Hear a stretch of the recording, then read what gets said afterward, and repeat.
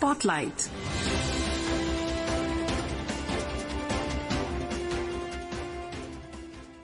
This is Akashvani. In the program Spotlight, now we bring you an exclusive interview with India's High Commissioner to Ghana, Manish Gupta, on Prime Minister Narendra Modi's visit to the West African country. Interviewer is Alok Ranjan Rai, Akashvani correspondent. Prime Minister Narendra Modi embarks today on a significant 8-day visit spanning 5 countries, marking his longest foreign trip in over a decade. The extensive diplomatic journey of the Prime Minister includes the visit to Ghana, Trinidad and Tobago, Argentina, Brazil and Namibia, all members of the Global South. This visit of Prime Minister Modi highlights India's commitment to deepening its engagement and partnerships within the Global South. In the first leg of his visit, Prime Minister Narendra Modi is in Ghana, where he will take part in a series of engagements over the next 2 days. Akashvani correspondent Alok Ranjan Rai, who is in Ghana to cover the Prime Minister's visit, spoke in detail with India's High Commissioner to Ghana, Mr. Manish Gupta.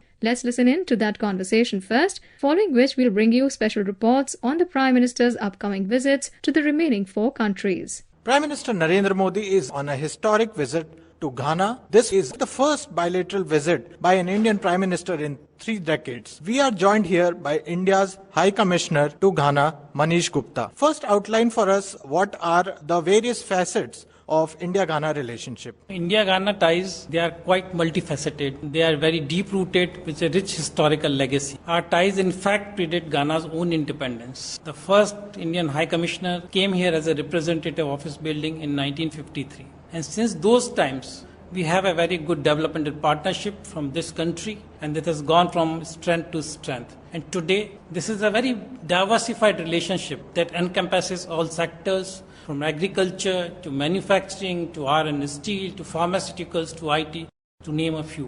In this context, this visit is taking place, and we are certainly confident that it's going to take this relationship to the greater heights. President of Ghana, John Mahama, has recently been elected. So, is it an attempt by India to further continue the long-standing relationship that the 2 countries enjoy? Certainly, and Ghana, is one of the very few democratic countries in this part of the world. Indeed, Ghana is a shining beacon of democracy in West Africa and in the region. And one thing is very special about this country is that the India-Ghana relationship has always enjoyed a bipartisan support. Now, with the new government in power, and President Mahama is one who is no stranger to India. In fact, in his very first term, he visited India to take part in the India-Africa Forum Summit in 2015. So he knows India well. He knows about the Indian capacities. So this is the right time when we have this interaction, highest level exchange, where our Prime Minister and Honorable President Mahama, they will be engaging in bilateral discussions, one-on-one talks, followed by delegation level talks. And I'm quite confident that we have extensive discussions where the Ghanaian priorities are, and that will help in also taking the Ghanaian economic reset agenda forward. One of the focus points for this discussion is said to be the economic aspect of the relationship, wherein we saw that Ghana is going through economic restructuring program also of the IMF. So how can India help here? Because as we know, India has been extending lines of credit and other forms of grant also to Ghana. So what more can be expected in this visit in this regard? Economic, trade and investment type. These are one of the key pillars of our partnership with Ghana. Yes, Ghana has gone a deep economic restructuring. It's an ongoing process, and it's highly likely that the entire debt restructuring should be over by the 3rd quarter of this year. And once this process is done, certainly that will opens the way for Ghana to go to the international markets also. But even at the same time, our developmental cooperation, our capacity building efforts with Ghana, they are going from strength to strength. In fact, the number of ITEC slots, the ICCI scholarships with this country, they have been continuously increased. And the reason is these programs, developmental capacity cooperation, is quite popular. And there's a good resonance here with the officials, with the masses in this country. And this has helped in a big way, especially when it comes to capacity building in the IT sector, in the police services, in the defense. And this all is one of the important aspects. And secondly, we also have to look into the context. This Ghana's economy is now on the rebound. In fact, since late last year, the economy has grown consistently by 4 to 5% on quarter-on-quarter basis. So that implies that once the country gets out of the economic restructuring, you will have a slew of foreign investments, and that offers a new opportunities also to the Indian companies to invest over here. And especially in the context of the Ghana's economic reset agenda, which offers ample opportunities in the fields of agriculture, healthcare, manufacturing sector, and also the IT sector. Because Ghana has all the right ingredients in place where it can become, let's say, a sort of an IT capital for this part of the region. Now, one very important point that you brought out is the health sector, wherein we saw that India stepped up during the COVID crisis and provided vaccines to Ghana. Now, one of the focus points of this visit is said to be vaccine hub that is being talked about. So, can you throw some more light on this? In Ghana's pharmaceutical sector, India's capabilities are very well known. If you look in terms of statistics, almost 70% of our pharmaceutical and healthcare market here is largely done through the Indian companies. So the government here, the industry here, they know the Indian capacities very well. And Ghana government is very keen to develop Accra as a pharmaceutical and vaccine hub for West Africa. It is in this context that the Ghana government wants to expand the partnership. And they are also very confident that they will move out of the Gavi support by 2030s. So it really offers a good opportunity for us to assist in the capacity building in the healthcare and vaccine development space for this country. Now, we talked about pharmaceutical exports. Ghana enjoys a trade surplus with India because of the large gold imports that keeps happening from this country to India. Now, what can India do to bring down this trade surplus? Will there be any discussions in this regard during this visit? Our bilateral trade is around $3 billion. And from the Ghanaian side is largely, as you have rightly mentioned, dominated by exports of gold, cocoa, timber, shea butter. These are to name a few commodities. On the other hand, our exports are dominated by pharmaceuticals, agricultural machinery, transportation equipment, rice, and the textile sector. So in fact, as the domestic economy expands further, that will open up new opportunities for us.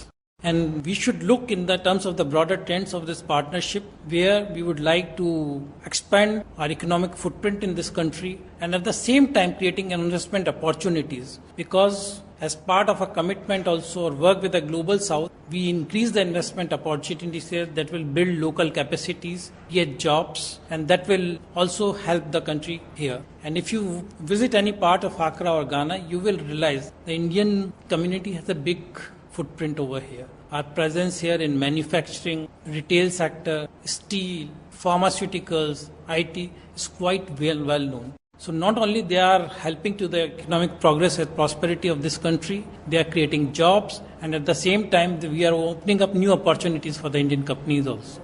Now, one more thing that is being talked about is that a few MOUs are also under discussion. Now, the previous state visit by the President of India happened in 2016, in which an MOU on economic cooperation was also signed. So, will we see some progress in that regard? Of course, in this entire visit, one of the key pillars for our discussion is to advancing the trade and economic partnership. And Ghanaian side is very keen, especially to work in the areas of agriculture mechanization. We talked about health and the vaccine development. Another sector, third, could be the defense cooperation. Already we have a good capacity building ongoing cooperation in the defense sector with Ghana, where we trained quite a few number of their defense personnel and capacities, and also in the context of the UN peacekeeping. Then also there are opportunities to work together in the digital innovation, digital public infrastructure space. We are looking forward to further build linkages between our UPI and the Ghana payment settlement system in this part. So this will really going to be a big work in the services sector also that we look forward to build upon. Now, you talked about defense partnership also being one of the prominent items on the agenda in this visit. So what is being planned in this regard? We largely have the defense cooperation with Ghana since the very earlier years of this country's independence through the capacity building support to the armed forces. It will come as a surprise to you that the current naval chief is himself under one of our ITEC programs. In his very early stages, he visited India. So these are build their own people-to-people linkages, and also this we want to expand it further. Secondly, we have been also collaborating with them in the context of the counter-terrorism efforts and also combating the maritime piracy. This is a larger problem in the Gulf of Guinea, that surfaces from time to time. And that's where we want to expand the partnership. And third, the Ghana's northern borders. As you see the Ghanaian map, you see in the north, it borders the Sahel region. And Sahel region is ground to, some of the fundamentalist elements, and there is a constant threat of, terrorism emanating from that part. And that's where, Ghana also look forward to leverage the Indian capacities in this area and to look forward to working with them. Now, the visit to Ghana is also being looked at as the outreach to the ECOWAS region and the African Union in the larger context. So, what more is India doing to increase its footprint in this region? In West Africa, if you see, Ghana is one of our preferred gateway for investment, channelizing our investments, both public and the government ones, into the region.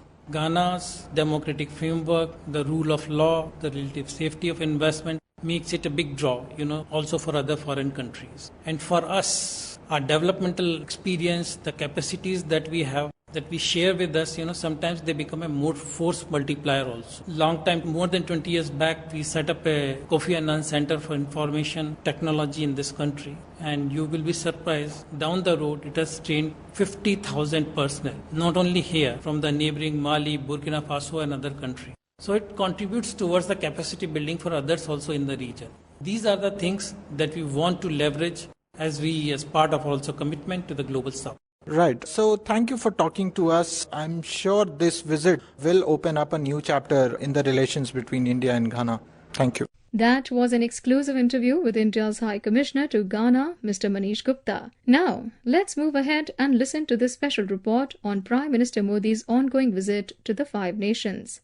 Prime Minister Narendra Modi's five-nation tour begins in the West African nation of Ghana, a country of both historical and strategic significance. This marks the first visit by an Indian Prime Minister to Ghana in nearly 3 decades. Key discussions are expected to focus on strengthening cooperation in the areas of economy, energy and defense. India is already Ghana's top trading partner, with gold accounting for over 70% of its imports. The visit will also explore new opportunities in critical minerals, digital infrastructure and the establishment of a vaccine hub to serve the wider West African region. Prime Minister Modi is also scheduled to address the Ghanaian Parliament, highlighting the shared democratic values of both the countries. From Ghana, the Prime Minister will travel to Trinidad and Tobago, his first bilateral visit to the Caribbean nation since 1999. With its deep-rooted Indian diaspora, the visit aims to bolster ties in key sectors and reinforce India's long-standing relationship with the Caribbean region. The third stop on the tour is Argentina, marking the first bilateral visit by an Indian Prime Minister in 57 years. Talks will center on expanding cooperation in defense, agriculture, mining, oil and gas, and renewable energy. Following Argentina, Prime Minister Modi will head to Brazil to participate in the 17th BRICS Summit. This will be his 4th visit to Brazil as Prime Minister. He is expected to engage in high-level discussions on pressing global issues, from reforming international institutions to climate action, artificial intelligence, peace and security, and multilateral cooperation. Several bilateral meetings with world leaders are also on the agenda.